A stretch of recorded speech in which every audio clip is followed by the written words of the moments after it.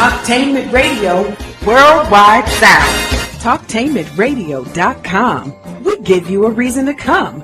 The world's greatest radio. We give you a reason to stay. Radio, the way it should be heard. You got the power. The views and opinions expressed are those of the host and guest and not necessarily those of Talktainmentradio.com, the management, the staff, or K&E World Network, LLC.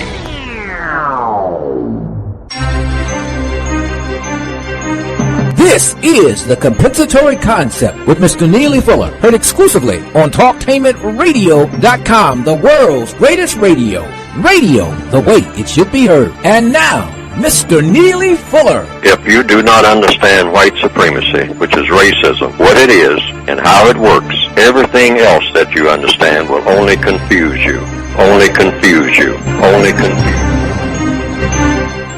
Good morning and welcome to this edition of The Compensatory Concept with Mr. Neely Fuller Jr., heard exclusively on Talktainmentradio.com. That is radio the way it should be heard.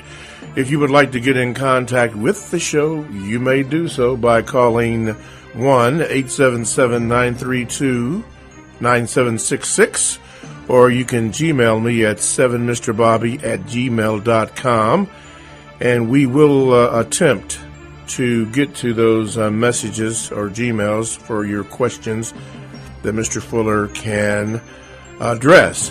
FYI, next week, and this is for you too, Mr. Fuller, next week, July the 8th, we will not have a live show. Next week, July the 8th, we will not have a live show. We're going to be doing some technical work in the studio. So when you hear the compensatory concept with Mr. Neely Fuller Jr., it will be a previous show. So make a note of that and govern yourselves accordingly. Okay, with that being said, phone lines are busy. Mr. Fuller, good morning and greetings to you, and how are you this day? I'm still learning. You are still learning. There's been a lot of things in the news recently. Have you selected or thought of something that you would like to address before we get into our questions? Oh, nothing special. No, it's just, I just usually say about the current events, it's business as usual, because we still have the same problems as usual, in one dimension or another. They take different forms. Sometimes they don't. Sometimes they're the same forms. But it's the same basic problem. Mm-hmm. We still are wrestling with the biggest problem on earth, and that is arguments about what color somebody is and what do you do about it. Because somebody thought up an idea at one time or another, way back in the past, that all the world's business should be done on the basis of what color somebody is in every area of activity: economics, education, entertainment, labor, law, politics, religion, sex, and war. And it came out in the form of something we nowadays call the system of white supremacy. We can call it that, and I think any investigation will show that that's the dominant system, the dominant government of the people of the planet. People consider that more than they consider anything. That's the absolute priority.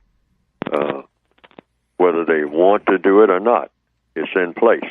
Yes, sir. And everybody has to fall in line with that because there's nothing else in place. Mm-hmm. It would be best, hypothetically, logically, that another system would probably be much better, and that system presumably would be a system of what we loosely call justice. Yes. And but that system is not in place. Okay. So all of the events, the church burnings, the so-called criminal justice system, the schools, the education system, the money, arguments about money, not only between individuals and so-called governments, but throughout the world, the monitor systems and chaos where non-white people are concerned. It's always a problem trying to get what we call money, and that's being controlled by the white supremacists, and that brings about a lot of agony among the non-white peoples of the planet. So it's just an ongoing thing, going on and on and on. Yes. And it will continue, like the law of inertia says, until something changes, until you fundamentally change what you're doing and start doing something else. And we should try that thing called justice for a change. I think it will work. Yes, sir. This week in my research and in my studies and speaking with people, they were asking a lot of questions about the book. So I decided that I would have you just speak to the book just for a moment before we take questions and get to the emails. Go ahead with the title of your book and so forth, any information that you want to give. Right. The title of the book is the Textbook Workbook for Thought, Speech, and or Action for Victims of Racism, White Supremacy. And it's designed to be addressed to the individual person who perceives him or herself to be a victim of racism in the form of what we call white supremacy. That would be a person who has been classified as non-white. So that person, if they want to come up with a better idea about how to go about resisting and or replacing the system that is in place, which is the system of racism, a system of mistreatment, if they want to replace that, then there are some suggestions in this book about how the person can probably go about doing it.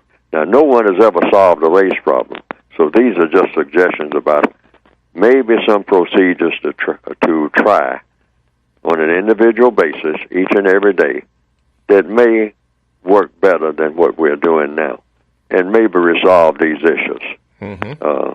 And the victims, since the people who are practicing racism apparently don't want to change that practice, there's so many benefits that go with that, according to them, since they don't have the initiative to do so, the individuals who are victims of it probably have to take some initiative themselves. These are just suggestions in this book that will help them to do this. Yes, sir. Presumably. Okay. May or may not. You select what you want out of the book. The things that don't make sense to you, you just don't try to use it. The things that do make sense, you try to use those things. Okay. And you can get the book by going to producejustice.com.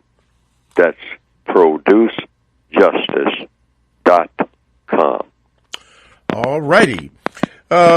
See, we got a question from Andrew. He says, please break down the logic of this question. Can a white person ever be a victim in the system of white supremacy?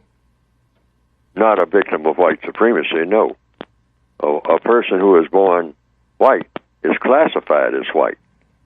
That's a classification. That's a legal classification, and also a social classification. And those people who practice white supremacy are the ones who make the decision about who's white and who's not. They make the final decision. If you're not classified as white, you cannot classify people according to the white supremacists unless they give their approval. And it doesn't say all white people are white supremacists, but those who are. Those who believe in mistreating people based on color. These are the most powerful people on the planet. They're the smartest and the dominant and the most powerful people on the planet. Unfortunately, I mean, it's that way. And that system and those people believe in mistreating people based on color. If you were born with color in your skin, you come under them automatically.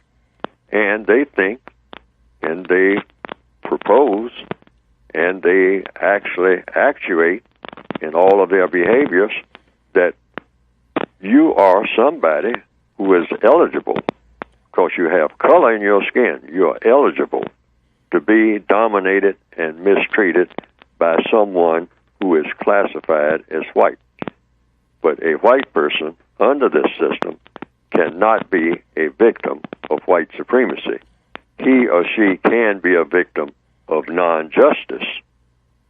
Okay. You can mistreat a white person, but that white person cannot be mistreated because that white person is subject to white supremacy, because a white person, just by definition, is not subject to white supremacy. Yes, sir. Okay, I hope that answered your question, Mr. Nicholas, or Andrew, rather.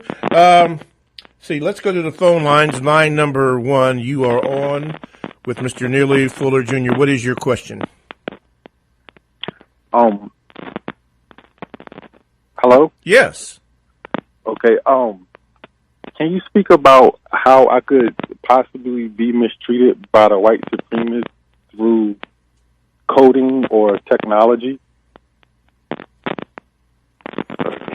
Through coding and technology? Yes. Well, the white supremacists dominate the technology of the entire planet. And so they use their technology to mistreat people of color. The purpose for the system of white supremacy is to make gains. And what are these gains? The gains are fun, glory, and material profits. So the technology is a material thing for the most part. So the white supremacists have gained most of the knowledge, or they have access to the knowledge if other people come up with ideas and whatnot of how to get things done. That's what you mean by technology. And the white supremacists absorb all that too. Why? Because they are the most powerful people on the planet. They're the smartest and most powerful people on the planet. They're very active people. The adrenaline that goes with wanting to be a white supremacist keeps you active. You're not a lazy people. And in order to practice white supremacy, you have to be, to use a slang expression, on top of your game. You have to be very alert to anything that's going to endanger that system. So anytime anyone opposes that operation, then you have to be alert to that opposition, and you put it down and keep your business running as usual. Mm-hmm. It's a business, a successful business, the most successful business ever thought up in the minds of people. Wow. But it has evil effects, and the technology is unsurpassed. It's excellent. The system of white supremacy produces a lot of things, as far as things are concerned, that are very helpful to people. It's a very efficient system. But the problem with the system is, and I'll use a slang expression, it leaves a lot of people hurting and bleeding, you might say, on the factory floor. It's like you produce an excellent product, you produce a whole lot of material things, but you just throw away a whole lot of people in the process. Mm-hmm. Just literally throw them away. Tell them that they are nothing, that they're not worth as much as the diamonds that have come out of the ground. Mm-hmm. I mean, and that's why they'll kill people. They'll kill millions of people just for a handful of diamonds, and so that people can go around flashing them on their fingers and all like that. That's the white supremacist ideology.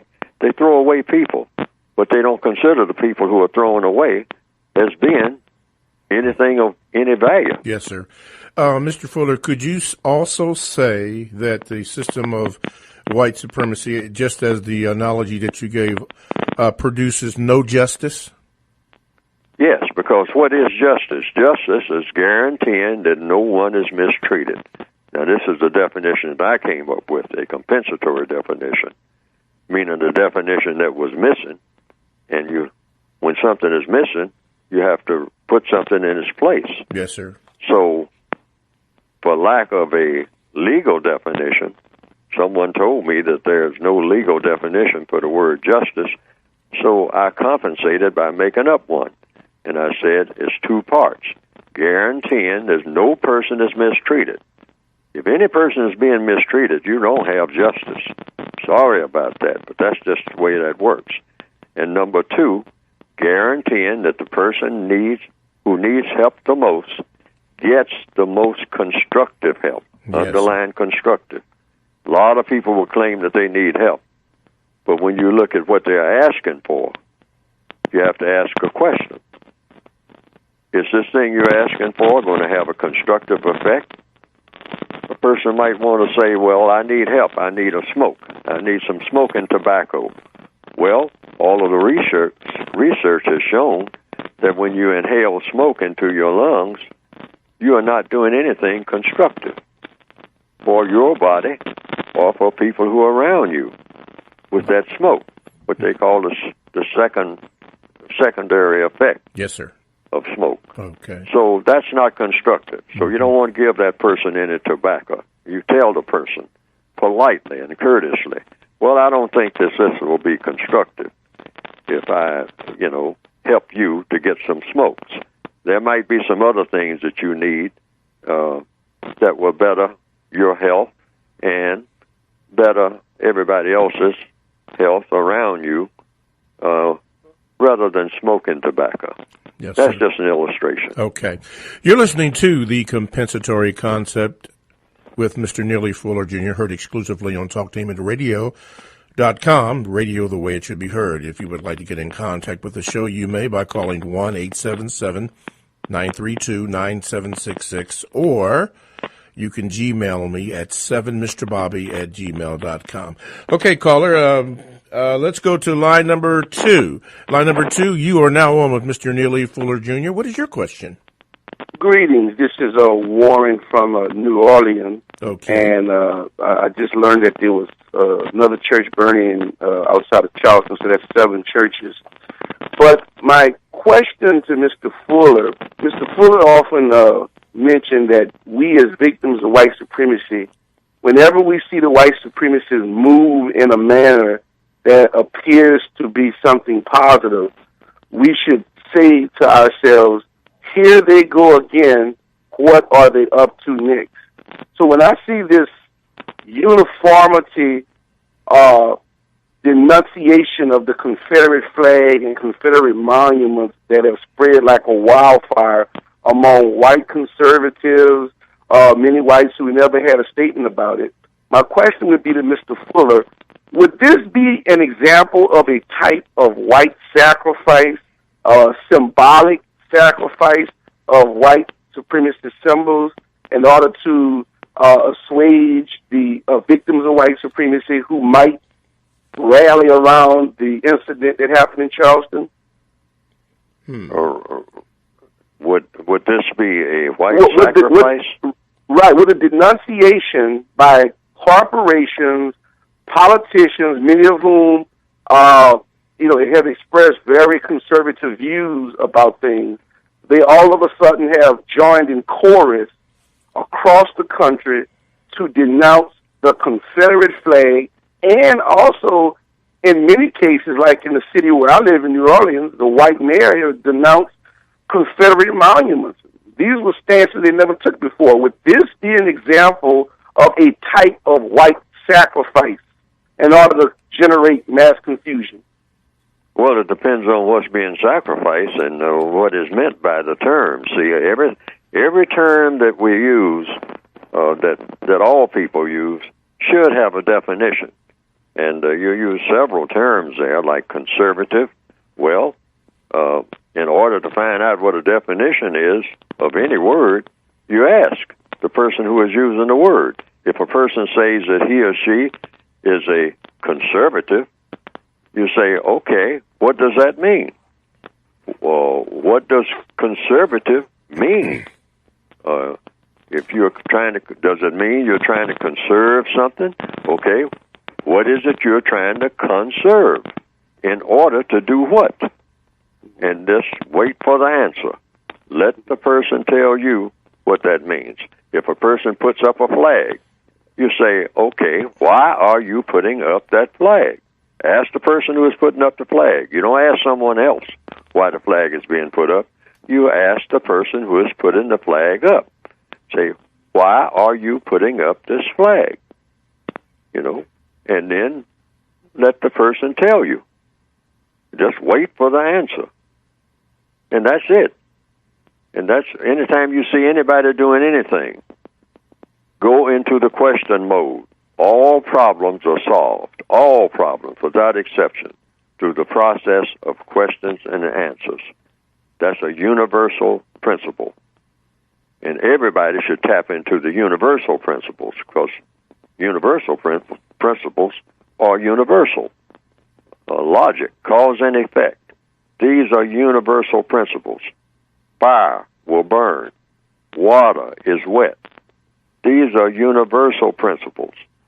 And so you always try to tap into universal principles through the process of questions and answers. Yes, and when you ask a question, don't help the person with the answer. You might have your answer, but you are not asking for your answer. You already have that. You don't ask for something that you already have. Mm-hmm. Ask the person why you are doing what you are doing, sir. And don't start talking about what you think they're doing it for. Mm-hmm. You ask the question. Wait on the answer. That's the key. That's the key. And just keep asking one question right after another. Like I said, you don't stop the questioning until what? Until you get all the answers. All right. Thank you, my brother from New Orleans. Thank you very much. Thank you. Okay. We have a question from Robert, and he says this. My name is Robert, and I've been studying the textbook for some time. And I want to thank you for answering my question previously about white people helping victims of white supremacy, replacing with the system of justice. I have more.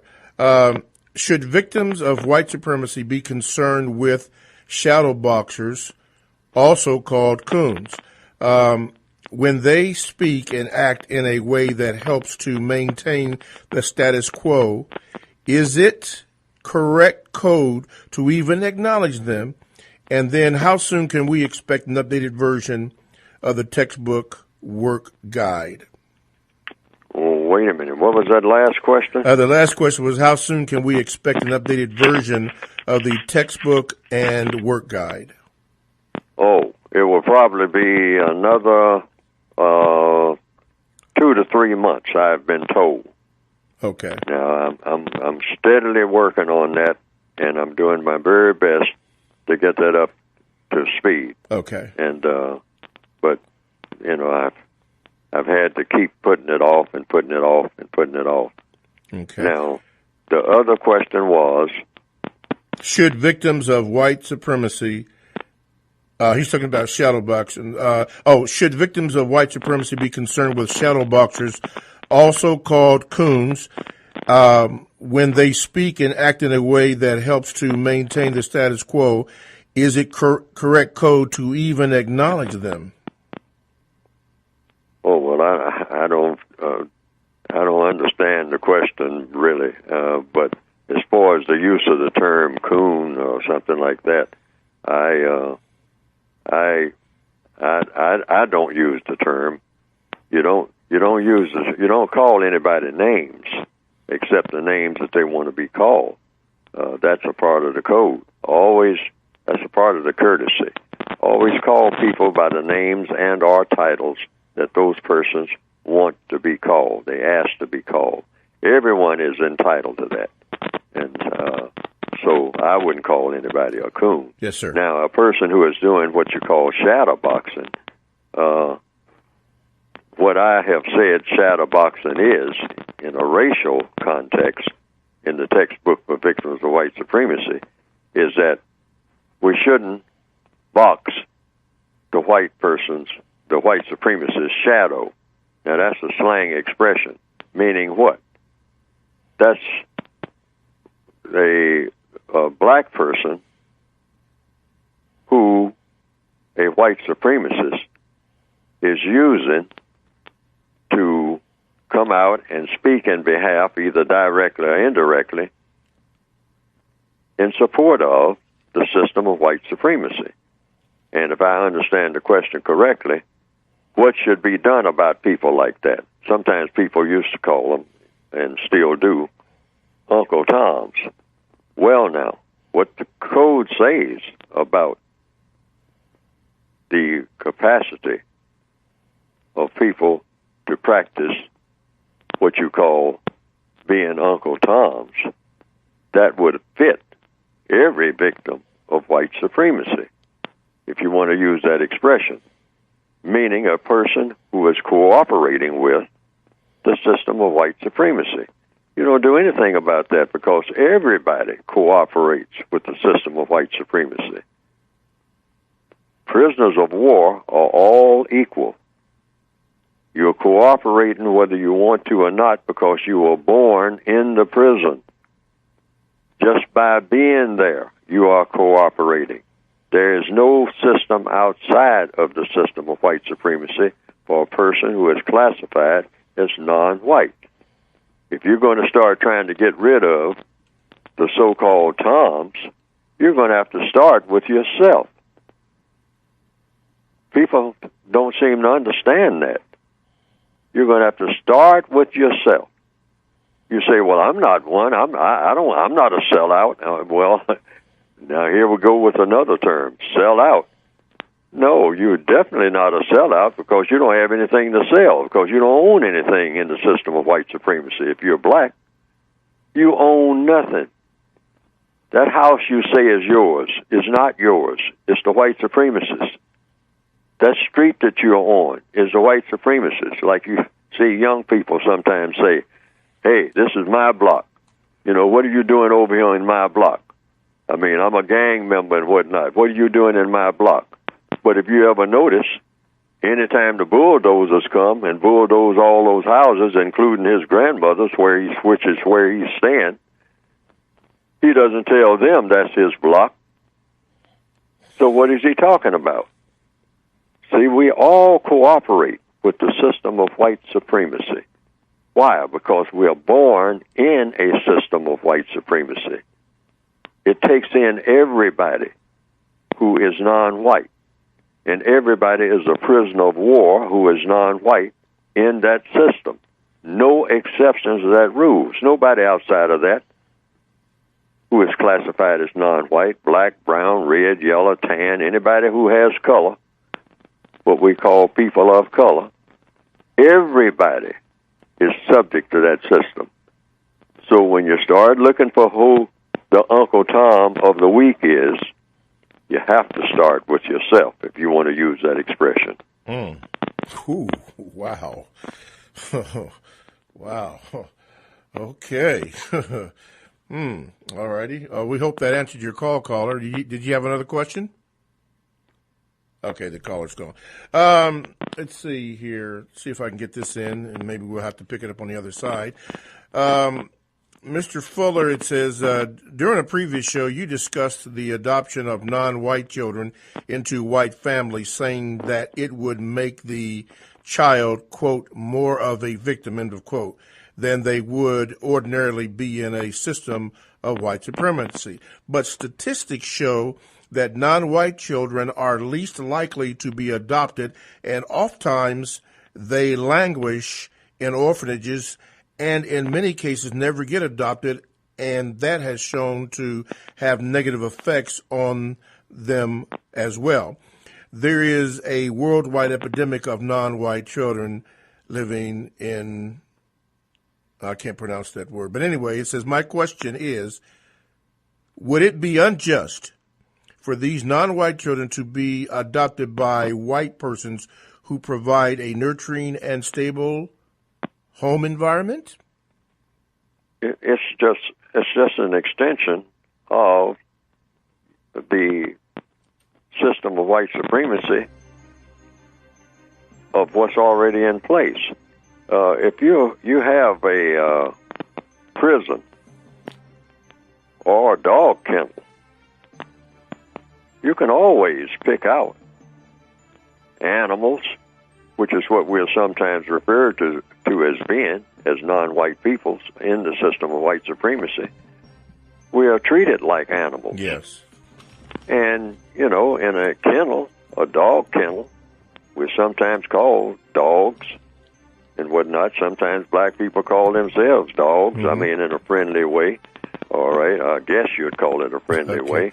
Mr. Fuller, excuse me, I have to take a break here. It says Talktainmentradio.com. Check us out on WCRS 98.3 FM. Wednesday and Sunday evening, blogs and podcasts are available. Download Talktainmentradio.com app to your cell or tablet. We go where you go. Radio the way it should be heard. We'll have Mr. Fuller continue his answer on this, and then we'll have him address the Supreme Court decision on marriage equality. All that and more coming up next.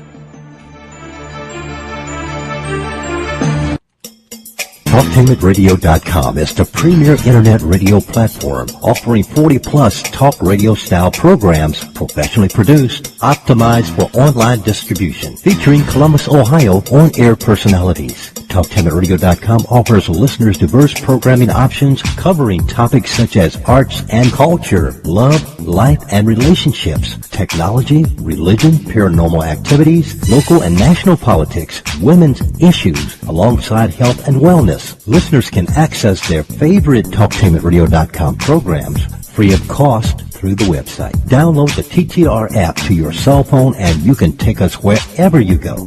We have programs on demand to fit your schedule through our podcast. The address is Talktainmentradio.com.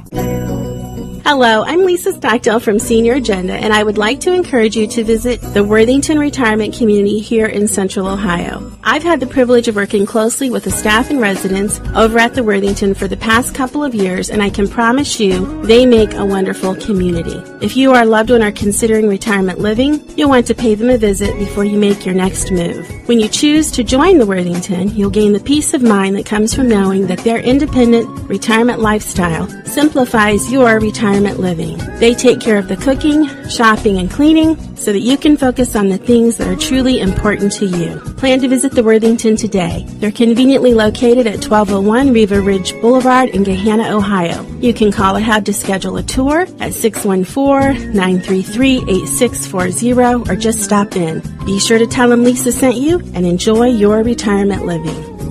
LaGlory Soul Food Cafe, a taste of Southern classic, located at 3350 Allegheny Avenue in Columbus, Ohio. They've got everything you need. The famous LaGlory burger, chicken and waffles, shrimp and grits, walleye, perch and whiting, and fish dinners, all Southern style food. Oh boy, what good eating! LaGlory Soul Food Cafe, a taste of Southern classic, located at 3350 Allegheny Avenue, Columbus, Ohio. Be sure to tell them that All in Our Family sent you, and you will receive an extra side dish with each meal. LaGlory Soul Food Cafe, a taste of Southern classic, located at 3350 Allegheny Avenue, Columbus, Ohio. For carry-out, call 614-237-5844. Get the menu at LaGlory'sCafe.com. Open 7 days a week. For the best eating in town, LaGlory. Kick your summer off with a little old school jam session. The Cultural Wall Music Festival is bringing back the old school funk back to the east side. We will be jamming in Jefferson Park Saturday, July 11th from 3 p.m. to 9 p.m. Come out to hear the legendary sounds of the 4 Minutes, Luxury Brown, and the Old School Funk Band. For vendor space, call 740-901-0172. The Cultural Wall Music Festival is brought to you by University East Hospital, Mount Vernon Avenue District Improvement Association, the Discovery District, State Auto Insurance Companies, and Columbus City Parks and Recreation Department. This show, A Conversation with Dawn Karima, has been nominated for an Indigenous Music Award, which is just such a great honor. Take a minute and please vote at AboriginalPeoplesChoice.com or Indigenous Music Awards. You can just find it on Google. For this show, A Conversation with Dawn Karima, and my CD, The Stars of Heaven, for Best Gospel, and this show for Best Radio Program. Tell your friends, tell your family, tell everybody. Stop by and vote and tell them this is where great things happen. Hey guys, let's play some video games. This new dad plays video games with his sons, but the challenge feels like he's lifting a metric ton. So many buttons. His avatar just stares at the walls, twists and turns and somehow falls. Help me! He's tangled up in the controller's cords. I just don't understand this crazy digital world. Crazy, crazy digital world. Zeros and ones. But the love from his kids is totally apparent. Ooh. See, you don't have to be perfect to be the perfect paradise. You should have just played catch. You don't have to be perfect to be a perfect parent. Thousands of siblings in foster care will take you just as you are. For more information on how you can adopt, visit adoptuskids.org. A public service announcement from the U.S. Department of Health and Human Services, Adopt U.S. Kids, and the Ad Council. This is a test to find out if you know it all when it comes to children. Name one of the leading killers of U.S. children age 1 to 13. What's the best way to protect children in a car crash? At what age and size should a child start using a booster seat? Don't assume you know it all when it comes to car seats for your child. Go to safercar.gov/the-right-seat and know for sure.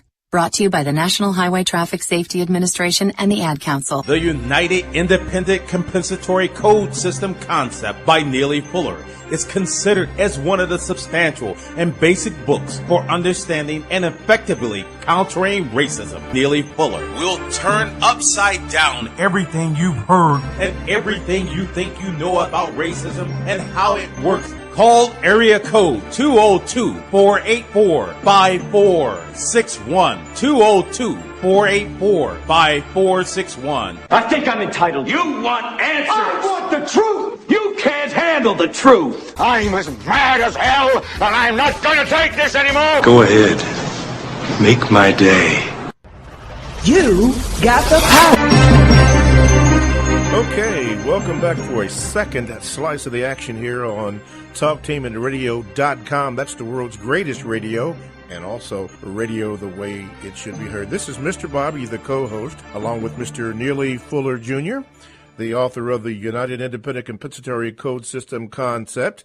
And if you'd like to get that book, you can by going to producejustice.com, and all the information on getting the book and also an additional word guide separate from the book and also is also there for purchase, and that is at producejustice.com, and everything is set up for you. For your information, next week we will not have a live show. That is July the 8th. Now, there will be a show running, but it will not be live. They're going to be doing some work in here and getting us together to make us even sound better. So next week it will not be a live show. However, how about this? If you would like to hear more of Mr. Fuller, now what I'm told, and you can verify this, Ed, but what I'm told is Mr. Fuller is supposed to be on Straight Talk Live this Saturday at July the 4th from 6 a.m. to 8 a.m. That is on Columbus Magic 106.3 FM. They do stream across the internet. So if you have any questions you'd like to ask Mr. Fuller, tune into Straight Talk Live with Kahari Inaharo. That's going to be this Saturday from 6 a.m. until 8 a.m. on Magic 106.3 FM. That's local, but you can also get it on the internet. So Mr. Fuller is going to be a guest on there, and I just had that verified. So that's if you want to hear more of Mr. Neely Fuller. Before we go ahead on, in case we don't get to it, we got some questions on the burner, and one of the questions that a person wanted Mr. Fuller to address was the Supreme Court decision on marriage equality. I guess they don't like for it to be called gay marriage now, so marriage equality, and the monetary problems in Greece. As a matter of fact, before we go to the phone lines, Queen Alegna said, I wanted to ask Mr. Fuller this question. Does Mr. Fuller consider the Greece crisis white sacrifice? Oh, I don't know. I don't know enough about it. I know that there's some turmoil, but the white supremacists do have control of all of the money of the planet that's worth anything. There are a lot of people that have money, but the only money that's worth anything is the money that the white supremacists say is worth something. Yeah. So that whatever that crisis is, the white supremacists will see to it that white supremacy does not go out of business on account of money. Yes, sir. Because they are the money masters. Right. They determine what it is. Now, they might have some problems in how they handle it from time to time, but whichever way they handle it, they will be in control of it. No one else will be in control of money in the system of white supremacy. Yes. where non-white people are concerned, other than the white supremacists. Yes, sir. I know that they asked you, but they didn't ask me. But I did, and have on another forum. I did address that particular issue, but they didn't ask me, so I'm not going to give that. Okay, let's go to line number 3. Okay, line number 3. You are on with Mr. Neely Fuller Jr. What is your question? Hello, Mr. Bobby and Mr. Fuller. Hello. I have a question for you, but I wanted to make a comment on the question about the adoption thing, because that's something that really it really irritated me when I hear stuff, because my wife and I presented ourselves. You know, you hear all this stuff about black folk don't want to adopt black children, and we don't make an effort, and we presented ourselves to the agency here where we live in Maryland. And we went through the program, everything. And in the end, we got treated like trash. We were ignored. We were told nothing about why we weren't going to be able to be foster parents. We were just ignored, just like trash. So I get very irritated when I hear that, like the person that wrote the letter saying that should children stay in foster care, in the agency, because black people don't present themselves to take care of their own people. This not only happened to me, but I found out it happens to other people, and I don't know how many other people. And it's just nuts. Okay. So my question was about a program I watched last night dealing with children and transgender issues. What do you do when you have a child that tells you that in their brain they don't feel the gender that they were born in? If they were born male, they feel like they have a female brain, and some of them will even harm themselves if they see themselves developing the opposite. That sex characteristic that they were born with, and they don't want to be referred to as the gender that they were born in. Okay. Like he was saying, call people what they want to be called. I just read an article where you have people that don't want to be called male or female. Okay. They want to be called them, they, or whatever. So your question for Mr. Fuller is what now? What do you do when you have a child that has apparently born with a brain that's opposite of the physical gender? Okay. All right. Thank you for your question. Mr. Fuller? You do what the child is saying. You examine that, and whatever the child is saying, if the child has the physical characteristics of one gender, but the child is saying that their mind tells them that they are another gender, you go with that if the white supremacists say that you go with that, because we're still under the system of white supremacy. You don't have an independent way to go about analyzing that. So the way that everything is set up now, you don't know how the child got to be that way. For one thing, there are all kinds of elements in the world. There's such a thing as the way that food and chemicals alter what people do. Somebody once said that you are what you eat.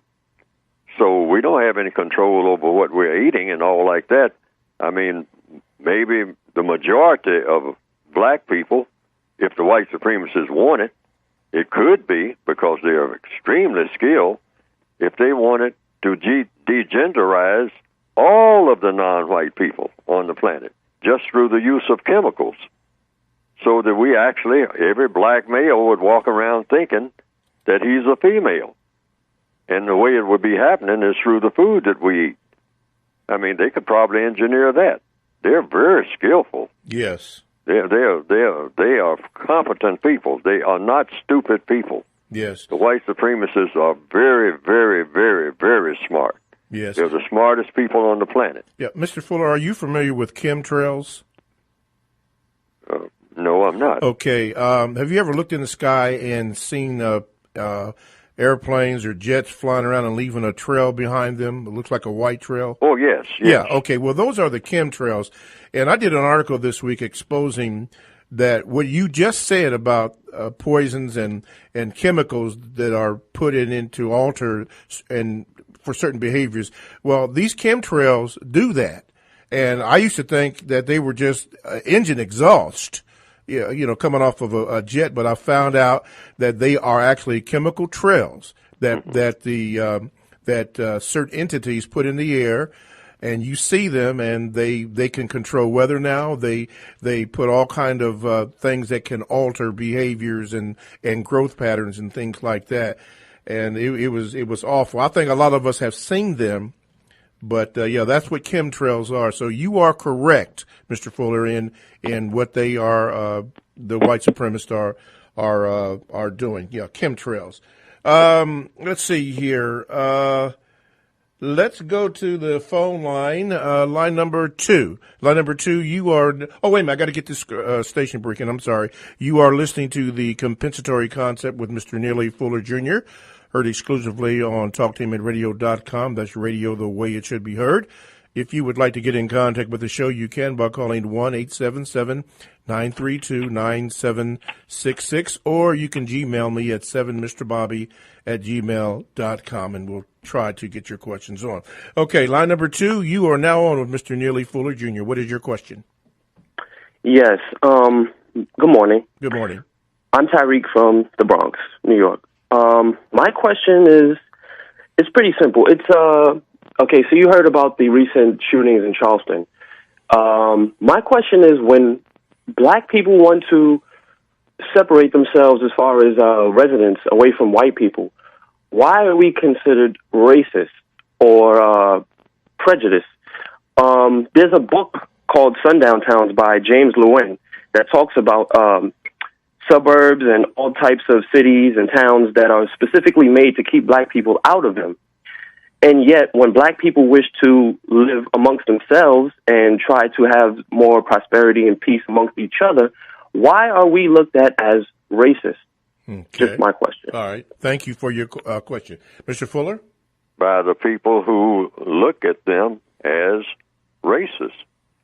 And if it's non-white people who are doing it, well, that doesn't mean anything.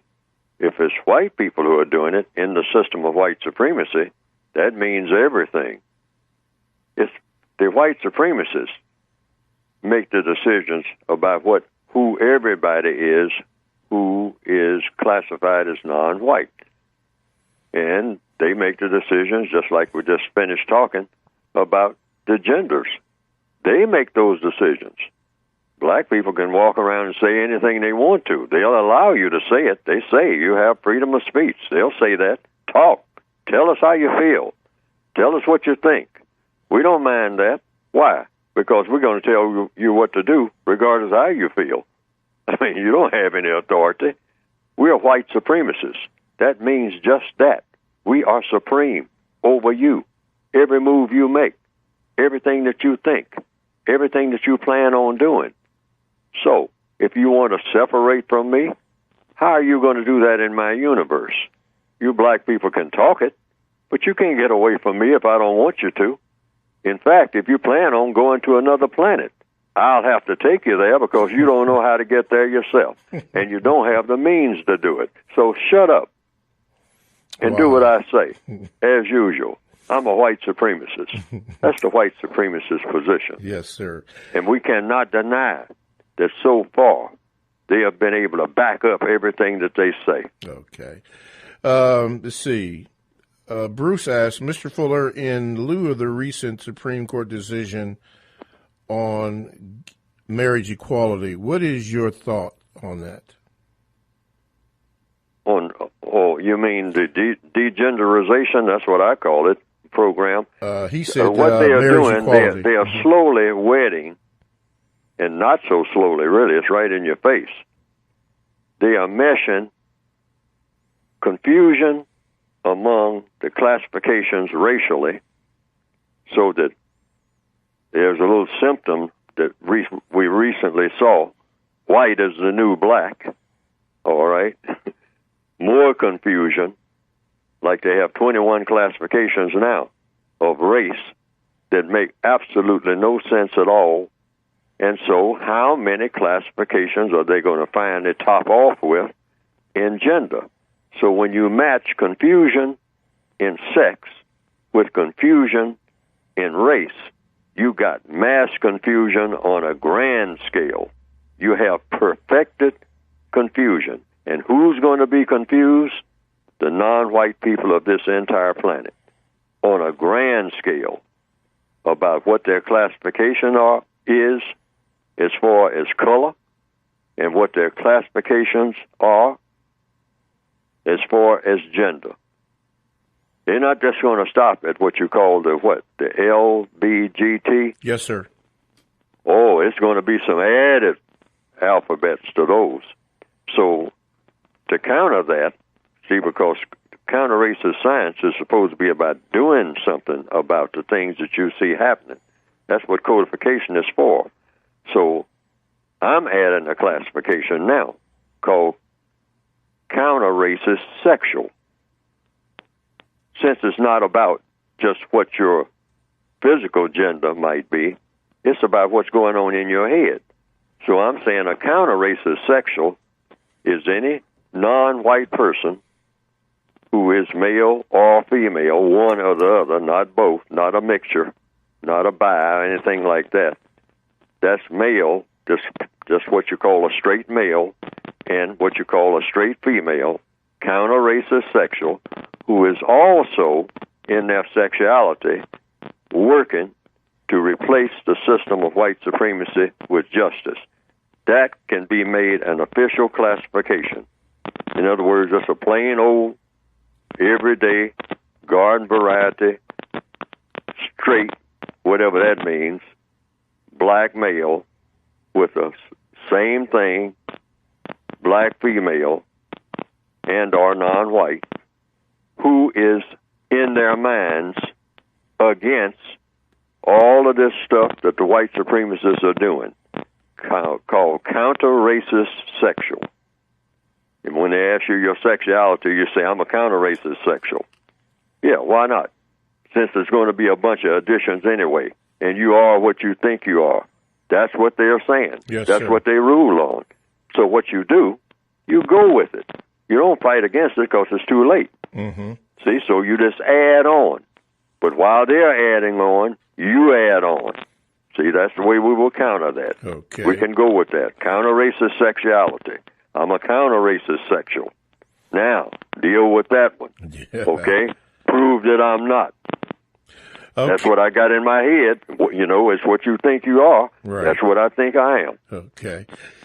Joe writes, Mr. Fuller, could you address the NBC News report that every American will be microchipped in 3 years? I have a picture of it right here, Mr. Fuller. They have a microchip that they've already experimented with, and they're beginning to inject people with it so that you will not be able to buy, sell, or trade with this, also referred to as the mark of the beast. Can you address this situation? I don't know enough about it, but I do know that the white supremacists are always practicing white supremacy, so if they're just adding something to the technology, what else is new? Yes. I mean, we all have to have that frame of mind, and I put it in that, somebody mentioned it earlier in the program. Here they come. What are they up to now? And that should be what every non-white person says when they look up and they see what they think may be a suspected racist approaching them. Wow. Here they come. What are they up to now? That should automatically be in your mind, because usually they're not coming unless they're up to something. Well, this is not going to be good if they're going to be able to give you a chip where you can't buy, sell, or trade unless you have the chip, you know, embedded in your skin, and they've already experimented on animals with it to make sure that it works. Wouldn't put it past them. Yeah. Yeah, but you keep doing the best you can anyway, regardless of all the tricks that they come up with, and they are the masters of every trick that will ever be thought up. Right. Okay, let's go to the phone lines. Line number 3. You are now on with Mr. Neely Fuller, Jr. What is your question? Hello? Yes. Hi, Mr. Fuller. Now that, now that gay marriage has been legalized across the United States, Do you think attempting marriage between non-white people has gotten more difficult as far as black males marrying black women and vice versa? Do I think what now? Do you think marriage between non-white males and females will be more difficult now that gay marriage has been legalized? That marriage between non-white people would be more difficult? Yes. Well, probably. Probably, I mean, because if the white supremacists say so, they may say that what you call straight marriage, heterosexual marriage, is now a minority status, and therefore it's not a criteria for anything. I mean, it makes sense, and there's no telling which way they may go with it. You see, the white supremacists only have one thing in mind, and that's white supremacy. I don't care what they do with anybody. If they're involved in it, that's the only thing that they're really thinking about. They don't care anything about sexuality. They don't care anything about anything except is the system of white supremacy still at work. That's the main thing to remember. And it doesn't make any difference whether it's in economics or education or entertainment, labor, law, politics, religion, sex. They'll just, whenever they come around, whenever they are involved in anything, and they're involved in everything, it's with one thing in mind. At the end of the day, am I still going to be functioning as a white supremacist? And are these non-white people going to be subject to me in all of these areas of activity? And they don't care what they do to achieve that or to keep that going. It's already been achieved. They don't care what they do to keep that going forever, because that's the only thing that they value. When they go off of that standard, when a white person who is a white supremacist decides that he or she wants to be something else other than a white supremacy, they have great difficulty doing so. Why? Because everything that they value is based on mistreating someone of color. Once they get rid of that, they don't even know what to value. They're not used to it. They have to find new values. And where are these new values? See, this is the thing that's so amazing about this system of racism. It is so deep, and it has gone so far into everything that people think, say, and do, that even if black people and white people just in one voice right this minute rose up and say, enough already, let's do something else. Well, other than the concept of justice, which we could work on immediately, there would be no other concept, because we are not used to any other concept. None of us. Yes, sir. Okay, thank you for your call, caller. Very much. Good call. Mr. Fuller, see, the question is, in light of what's been going on in Greece, and now they have come up with a proposal to help them out, what about Haiti? Mr. Fuller, can you address that?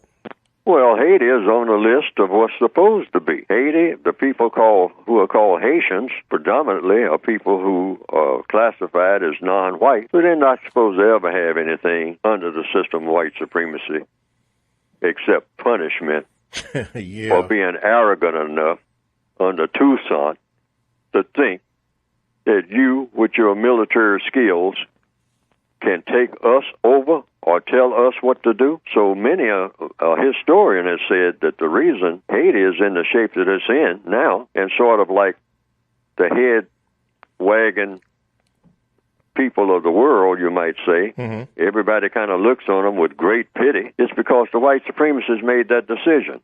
We're going to make examples of you. Don't you ever think that you can have military force against me, us white supremacists of the world. And we're going to make a perennial example of you up until the point where we decide that we are not going to make that example. But you're going to be in poverty. You're going to be pitiful. You're going to be beggars of the first order.